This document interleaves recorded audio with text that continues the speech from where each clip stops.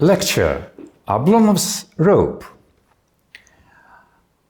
When I was in Edinburgh, I accidentally stumbled upon a cafe with a Russian named Oblomov. I thought, why Oblomov?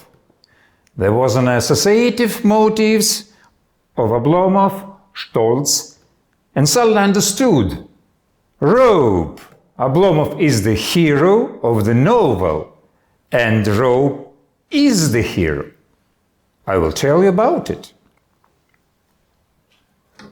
Ode to the Robe. How I love you, robe, clothes of idleness and laziness, comrade of secret pleasure and poetic delights. Why the ode to the robe? It's a whole philosophy that can be conveyed, at least in this way. You exactly know. A famous or popular English proverb. If you rest, you rust. We perceive this way of life differently. The clothing of literary heroes is traditionally used as a means of creating a leitmotif symbolizing and expressing characters through costume. In Tolstoy's novel Anna Karenina, Anna's black dress acts as a significant carrier of meaning. Belikov's wardrobe from Chekhov's The Man in the Case is a mirror of his character. The names of clothing items can even become the titles of works, for example, Gogol's overcoat. That is, by analogy with the phrase, the retinue makes the king, we can say that dress makes people. Goncharov's novel Oblomov was published in 1859. The main character, Ilya Ilyich Oblomov, is a retired nobleman, 33 years old, lives in St. Petersburg in Gorokhovaya Street for 12 years. The novel has 4 parts. In part 1, Oblomov lies on the couch. In second, he goes to the Ilyinskys and falls in love with a young girl, Olga Ilyinskaya, and she with him. In 3, she sees that she was mistaken in Oblomov, and they diverge. At 4, she marries his friend Stolz, and Oblomov marries the landlady of the house where she rents the apartment. He dies at the age of 40 from a stroke. That's it. End of the story. In the novel, a bright significate is Oblomov's robe. The word robe comes from the Arabic language and denotes a wide, loose-fitting oriental-type household garment. The derived definition of negligent can, in addition to the direct meaning, have the meaning of careless, sloppy, hacky. In the novel, there is also a European synonym for a robe, slack-frock, a carrier of the meaning of inertia and formlessness. He wore a dressing gown of Persian cloth, a real oriental dressing gown without the slightest hint of Europe, without tassels, without velvet trimmings, and so capacious that he could wrap it round him twice. The robe submitted to Oblomov like an obedient slave. Lying down was a normal state, but you cannot lie down all the time. You need to move, be sure to go forward. This means suddenly throwing the robe not only from the shoulders, but also from the soul, from the mind. This question for him is deeper than Hamlet's with his to be or not to be. Taking off and putting on a robe serves as a figurative description of Oblomov's change of mind. He wants to live without a robe. He is disgusted with him, tells his servant Zahar to hide him in a closet, orders a travel coat, and even begins to wear a coat, an indicator of a lively, active attitude to life. But all this is not for long. He will never implement any plans. He will not go anywhere, not even to Paris, where his childhood friend Andrei Stolz is waiting for him.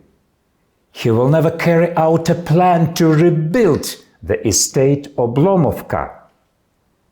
The motto, now or never, never is destined to come true.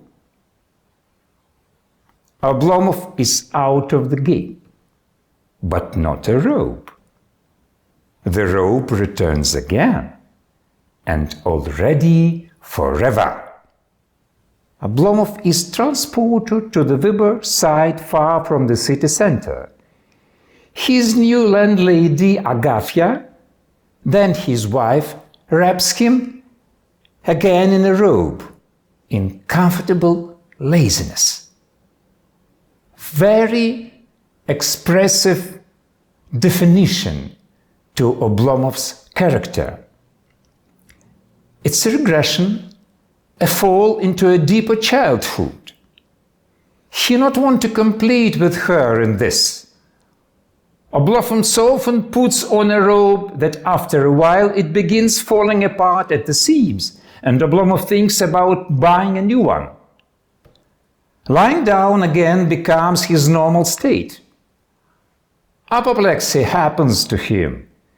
The ideal of Olga Ilyinskaya demanded a coat. The ideal of Agafya, a robe. The contrast of the robe and the coat is a manifestation of a broader and deeper oppositional system that displays spiritual, physical, moral, social, geographical opposites.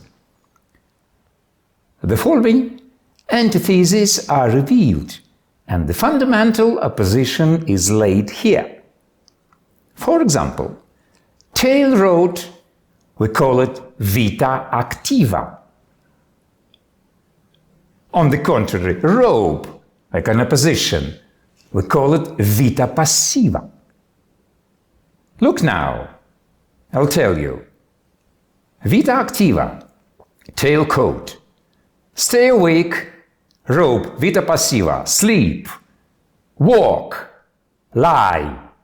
Vertically, horizontally, framed. Amorphous, rational, emotional. Man, child, practice, theory. Dynamics, statics, work, laziness, center, periphery, Europe, Asia, etc. So, Stolz is an embodiment of dynamics, bourgeois urban life. Europe. Oblomov. Static, nobility, longing for village life. Russia as the bearer of the Asian origin. A three-membered variety of things is created. A robe, a coat, and then again a robe.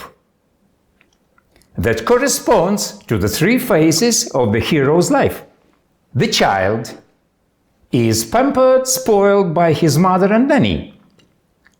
A man, inspired by Olga, but her demands are beyond his capabilities. The old child, again spoiled and pampered, but already by his wife, Agafya. Geographically, the three phases of Oblomov's life correspond to three places of his residence, and Oblomovka and the Vyborg side are equivalent in terms of their static and place of position. In the end, Oblomov finally prefers a robe.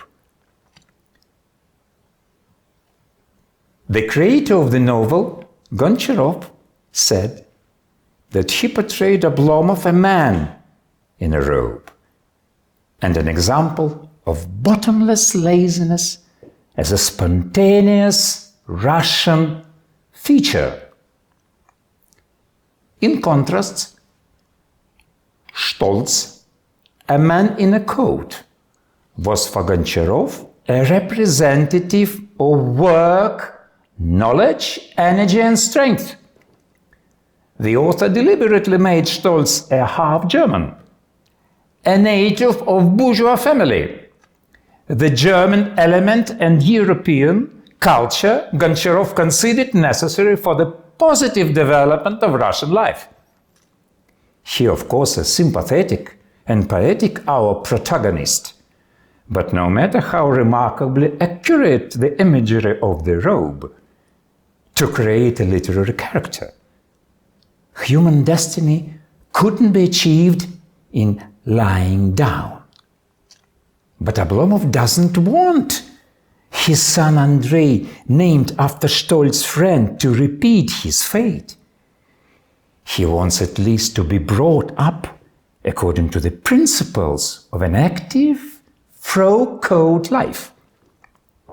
The future of Russia should be sought in a pseudo-active idol of Oblomovщина. Andrei Oblomov will certainly not belong to the type of negligent people. So, Goncharov created a masterpiece of realistic symbolization. The robe as a sign of Russian life was known long before Goncharov. He was an integral, a part of Russian life, as the sombrero in America Latina. Peter I used to receive guests and ministers in a faded robe. In fact, he was a worker on the throne forever. There is also a robe in Pushkin. In chapter 6 of Eugene Onegin, after the duel and the death of Lenski, Pushkin's reflections on what would have become of the poet Lenski if he hadn't died. According to Pushkin, he perhaps wouldn't have become a husband thirsty for fame, but most likely would have turned into a person, above all, who appreciates peace and comfort. It might be other, had he having some common, plain, full, simple lot. The youthful years would be fading, the soul's heat wouldn't be hot. In many trance he'd change his habit, would part with muses, would be married, in village cuckold but good, in wedded overall with hood. He would have known life quite real. At 40, goat would have had, would bore, eat, drink, be ill. He fed, at last in own bed ideal. Among the children would he die, and hands of doctors, weepers, wife. This is a remarkably accurate depiction of Oblomov's biography in use. One cannot trace all the stages of Oblomov's life. The early coldness of the soul, the vegetativeness of the village, the wearing of a robe, obesity of body and soul, illness and imminent death. Perhaps only the image of a horned, deceived husband by the evil Pushkin's irony is absent from Goncharov. Dostoevsky, in the writer's diary, called one of the chapters Robe and Soap. In it, the robe symbolically represents the Asian elements of Russia. The robe symbolizes traits and properties that can be understood, both as a manifestation of Asian fatalism and as a danger facing humanity in general. Gogol wrote in one of the letters, "There is an enemy of a Russian man, an irreconcilable, dangerous enemy, without whom he wouldn't be a giant. This enemy is laziness, or better said, painful euthanasia that overcomes the Russian." Chekhov was a convinced preacher of labor morality. He repeatedly denounced indifference, stupefaction, boredom, greasy negligence. Effort of will is a prerequisite for action. He who doesn't follow the voluntarist principle remains for Chekhov the man who wanted. It is no coincidence that the robe and coat became leitmotifs in the middle of the 19th century. Russia has finally moved into the industrial era. The country is opening up towards the Western world. Emperor Alexander II, he also was called Alexander the Liberator, begins his reign with many reforms. They evoke a sense of uplift and enthusiasm in Russian society. It was another era of dramatic changes in Russian society, like the reforms of Peter the Great, or for example, Gorbachev's perestroika. So, vita activa and homo occupatus replace homo vacuus, becoming the new ideals of life. Reforms, yes, but in 1863, the first metro line was opened in London, and in Russia in 1861, serfdom was abolished. The distance is huge. Work ceases to be perceived as a curse. A perfect example of Stolz is someone who doesn't work loses his honor, his human dignity. A person shouldn't be in a negligent state. He should strengthen up and become an active participant in the creative process, a carrier of a coat. At the same time, it is necessary to distinguish between unworthy of a person doing nothing and conscious inaction, ataraxia. The first is an element of the parasitic lifestyle, and the second is one of the manifestations of life wisdom. It is worth noting that Stolz is not a pure German. It is a type of Russian German, in which German and Russian elements are successfully combined. But with Oblomov, not everything is so simple. Vladimir Nabokov, for example, raises the question of whether Oblomov was the first Ilyich who ruined Russia. Try to guess who was the second Ilyich. In conclusion, I would like to say that the language of clothing serves to create some poetic humor. A robe and a coat then appear, then disappear. That is, they create a special mood where it is both funny and sad. Let us say goodbye to the robe. Sorry, robe, comrade, Nejai idol, leisure friend, witness of secret thoughts.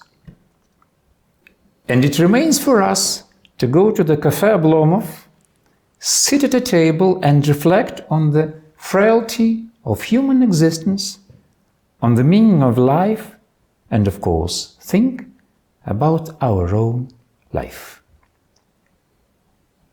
Thank you for your attention.